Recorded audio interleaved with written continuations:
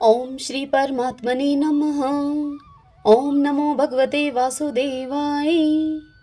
पौष मास महात्म्य अध्याय 14 की कथा सुनेंगे आज। श्री नारायण भगवान नारद जी से बोले, हे नारद, राजा दृढ़धनवा इसी प्रकार चिंताग्रस्त रहता था कि एक समय वाल्मीकि ऋषि उसके महल में आए। राजा ने जल्दी से उठकर भक्ति के सहित उनके चरणों में नमस्कार किया। तब वाल्मीकि ऋषि राजा को अशांत देखकर उनसे कहने लगे, हे राजन, तेरे मन में जो कुछ चिंता हो वह तुम बिना संकोच के मुझसे कहो, क्या बात है? दृढ़धनवा ने कहा, महाराज, आपके चरणों की कृपा से सब सुख है, परंतु हे विद्वान, एक बड़ा भारी संदेह मेरे मन में है।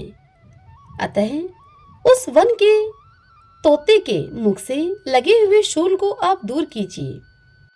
यह सुनकर वाल्मीकि ऋषि राजा से कहने लगे, हे राजन, पूर्व जन्म में तुम द्रविड़ देश में ब्राह्मण के घर में ताम्रपर्ण के किनारे उत्पन्न हुए थे। सुदेव तुम्हारा नाम था। उस समय तुम धार्मिक, सत्यवादी और जितना मिले उतने में ही संतुष्ट रहने वाले थे।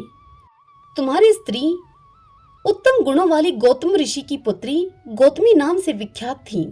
गृहस्थ आश्रम के धर्म में चलने वाले सुदेव को कितना ही काल व्यतीत हो गया, परंतु उसकी संतति नहीं हुई। एक दिन आसन पर बैठा हुआ अपनी स्त्री से सेवा करवाता हुआ थका हुआ वह ब्राह्मण उससे कहने लगा, हे सुंदरी, संसार में पुत्र से परे कोई नहीं, क्योंकि तप दान से उत्पन्न पुत्र परलोक में सुख देते हैं। शुद्ध वंश में उत्पन्न हुई संतति इस लोक और परलोक में सुख देती है। उस श्रेष्ठ संतति को यदि प्राप्त न हुआ तो मेरा जीना ही व्यर्थ है।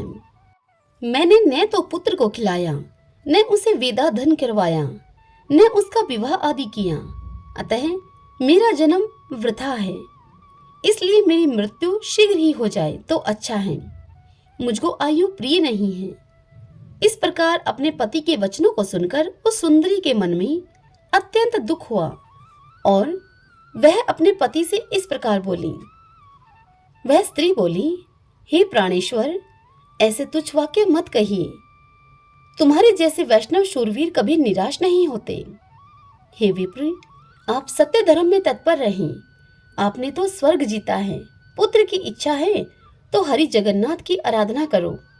वह ब्राह्मण श्रेष्ठ अपनी धर्म पत्नी के ऐसे वचनों को सुनकर निश्चय के साथ ताम्रपर्णी नदी के किनारे चला गया।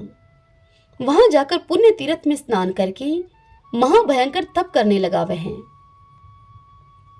ऐसे उस तपोनिधि के 4000 वर्ष बीत गए। हे ब्राह्मण, उसके तप से त्रिलोकी कांप उठी। महाउग्र उस सुदेव का तप देखकर बड़े वेग से गरुड़ पर चढ़कर भक्त वत्सल श्री भगवान प्रकट हुए।